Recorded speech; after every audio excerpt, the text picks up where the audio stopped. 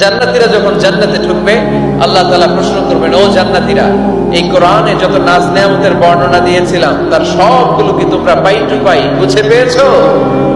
জান্নাতীরা বলবে পেয়েছি।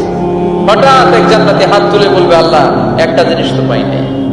সবাই বলে পাইছি, তুমি পাও নাই। কি পাও নাই? কয় আপনারই তো পাই নাই। সুবহানাল্লাহ পড়বেন না? আপনাকেই তো পাই নাই। সব দেখলাম, সব খাইলাম, সব দেখলাম, কিন্তু আপনারে তো দেখলাম না। আল্লাহ তাআলা তখন বিশাল জান্নাতের এই কনফারেন্স রুমে সবাইকে বসিয়ে আল্লাহর দিদার মানুষকে দেখাবেন। আল্লাহ তাআলা তার গোপন সৌন্দর্যকে সেদিন জান্নাতীদের সামনে প্রকাশ করে দিবেন। আল্লাহর হাবিব বসবেন ওই কনফারেন্স রুমে সবার সামনে।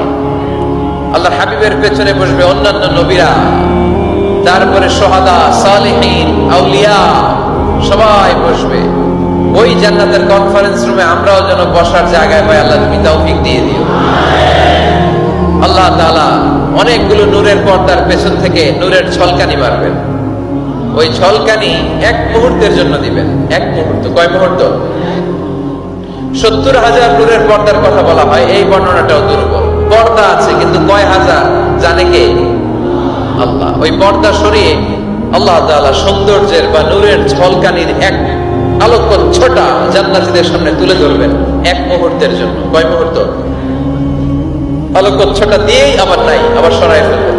ওই এক মুহূর্ত দেখে জান্নাতীরা পাগল হয়ে যাবে, অপলক নেত্রে তাকিয়ে থাকবে। এইভাবে চোখের পলক ফেলবে না, চোখ মেলে তাকিয়ে আছে। কিন্তু সামনে কিন্তু আল্লাহর নূর আর নাই, কারণ ওইটা আসছিল কয় মুহূর্তের জন্য? এক মুহূর্ত পরে নাই। কিন্তু কি যে দেখলাম, কত সুন্দর! কোটি কোটি বছর এরকম অপলক নেত্রে জান্নাতীরা তাকিয়ে থাকবে।